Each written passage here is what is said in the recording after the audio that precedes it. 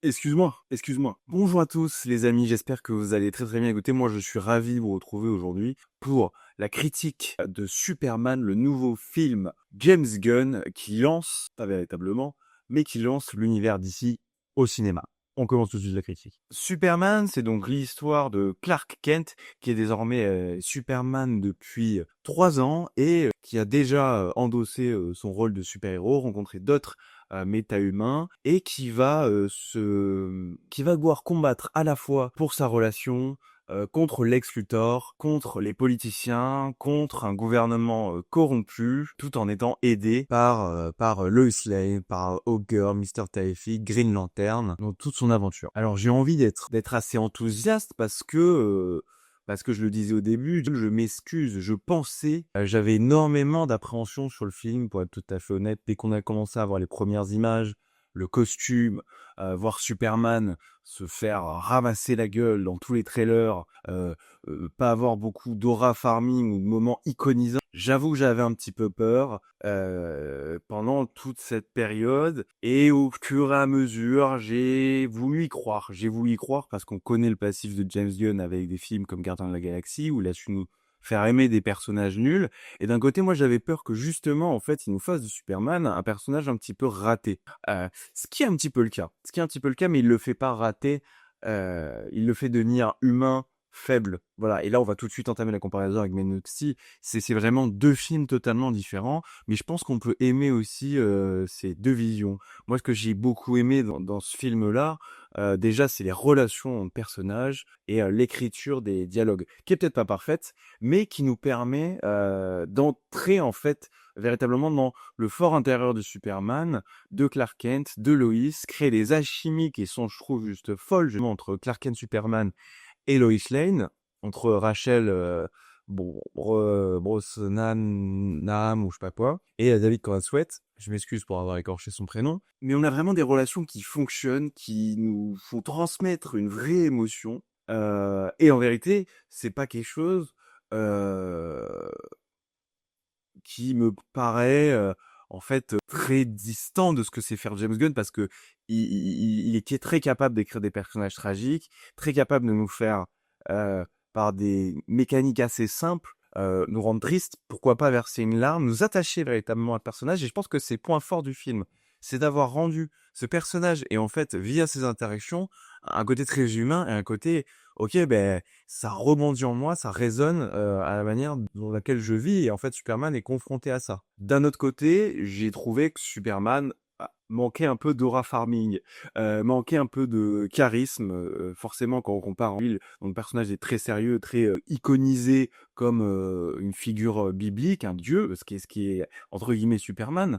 Là, on n'a pas ça du tout. On a quelques plans qui sont assez beaux, assez iconisants et qui, du coup, nous frappent parce que en fait ça sort un petit peu de ce qu'a l'habitude de raconter en tout cas dans l'imagerie James Gunn et donc là on en a vraiment ok, ce plan est vraiment beau et d'un coup on se dit purée mais il y a tout le potentiel pour avoir un Superman charismatique, imposant et attachant par son charisme justement parce que de mon point de vue et ça reste que mon point de vue on n'est pas obligé de le rabaisser dans tous les combats, le montrer qu'il galère qui se fait tabasser, ruer, mettre au sol plein de fois, humilié par son chien, etc. Pour le rendre attachant. Au contraire, ce sont les relations et les interactions qui créent cet attachement-là, qui est très très bon, hein, comme je le disais. Là, c'est vraiment un petit point négatif, mais c'est vrai que d'un côté, on voit ce Superman du coup s'affaiblir, prendre des coups, mais je trouve qu'il subit un petit peu trop et il apprend pas tant que ça. C'est-à-dire, il se remet rarement en question euh, sur le fait, à chaque fois qu'il se fait battre et tout, il se remet pas en question, il se fait battre, il retourne, il a un côté très forcené, et je trouve ça dommage, j'aurais aimé peut-être un petit peu plus de remise en question de son personnage, mais du coup, dans un autre sens, c'est un personnage qui garde continuellement de l'espoir, et c'est ce qui est censé représenter Superman, et ce qui est très bien représenté, on l'a vu dans les bandes annonces, avec la Borovi, ce petit garçon qui tient justement le drapeau Superman, c'est hyper impactant, c'est hyper fort comme symbole, et on a ça tout le long, un Superman rempli d'espoir, rempli qui cherche la bonté dans tout le monde, ce qu'on n'avait pas avec Zack Snyder. Après, pour ce qui en est des autres personnages, moi j'ai trouvé Hawkgirl franchement inutile et un peu gênante. Elle lance des espèces de cris comme un faucon que j'ai trouvé un peu over the top. Mais c'est un petit peu aussi toute l'ADN du film d'avoir assumé son côté comics et donc d'être un petit peu over the top surtout. Donc Hawk Girl, voilà, j'attends peut-être d'en voir un petit peu plus. Mister Terrific, lui qui est un personnage assez mystérieux, un peu dans une veine d'un Batman, mais moins peut-être moins froid qu'on pourrait l'imaginer, mais qui est très premier degré, très calculateur, très génie en fait, tout simplement, qui est très très bon et qui vole pas mal de scènes quand il a dans sa présence, c'est-à-dire qu'il prend l'aura.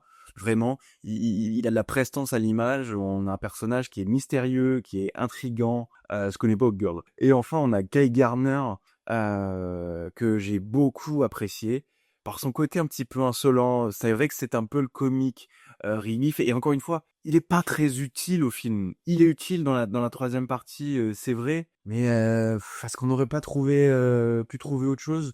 Ce sont des personnages qui, je trouve, à part Monsieur Terrific, n'ont pas trop d'impact dans le récit. Ça nous fait comprendre que ce monde est, oui, jonché de méta-humains, mais bon, voilà. Ils sont là pour être là, pour montrer qu'il y a déjà un univers installé, qu'il y a un univers aussi à installer. Mais c'est pas le point principal du film, c'est pas ce qui nous fait rester dans le film, à part peut-être Monsieur Terrific.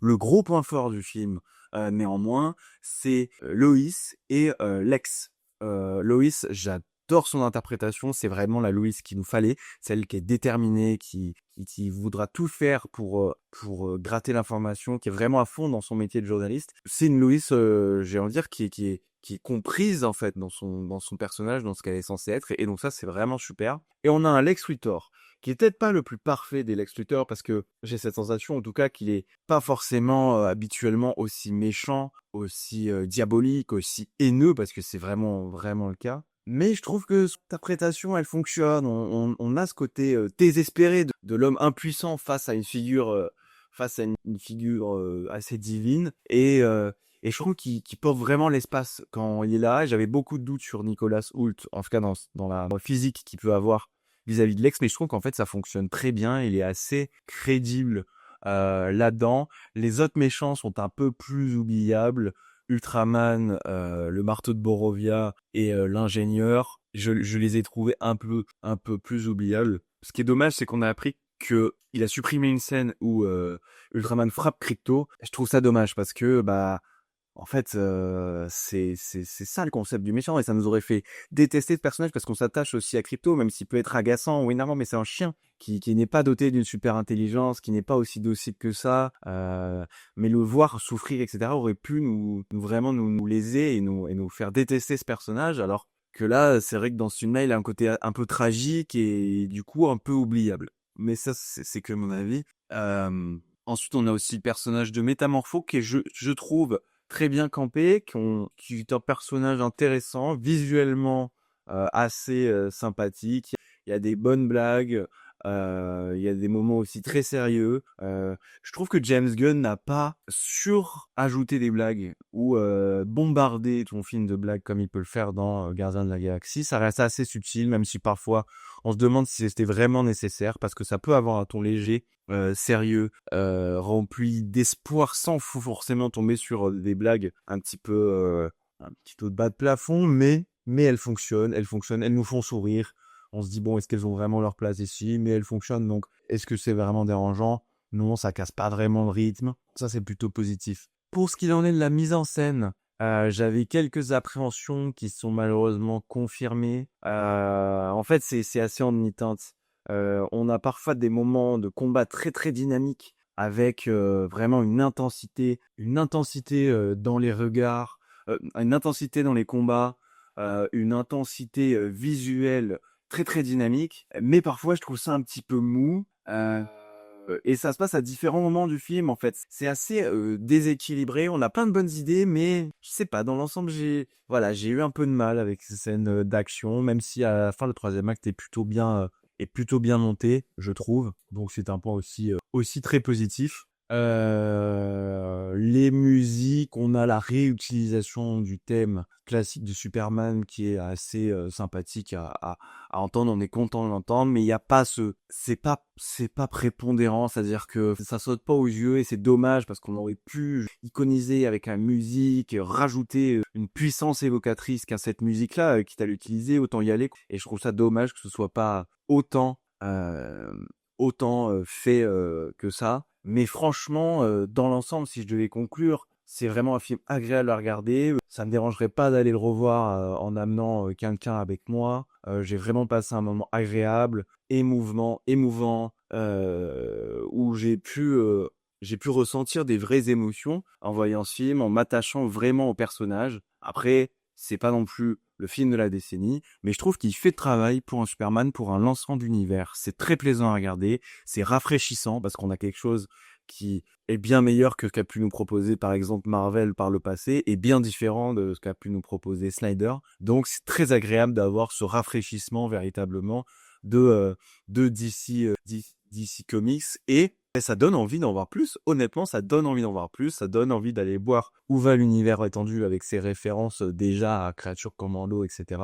Donc franchement, moi je suis très satisfait. Et si je devais lui mettre une note, je pense que je lui mettrais un bon 4. Parce que honnêtement, j'ai passé un très bon moment alors que j'avais des appréhensions. Donc je suis content d'avoir été surpris. En fait. Donc franchement, je conseille d'aller voir ce film si vous voulez passer un bon moment. C'est familial, c'est fun. Il y a des messages qui sont assez forts aussi dans les thématiques sur la dictature, l'asservissement, la famille, l'acceptation de soi, de la différence des autres. Enfin, il y a plein de thèmes comme ça qui se chevauchent. C'est vraiment très très intéressant et même sans avoir cette double lecture ou lecture plus approfondie, on passe vraiment un bon moment. Donc voilà ce que je pouvais vous dire sur le nouveau Superman de James Gunn. J'espère que cette vidéo vous aura plu.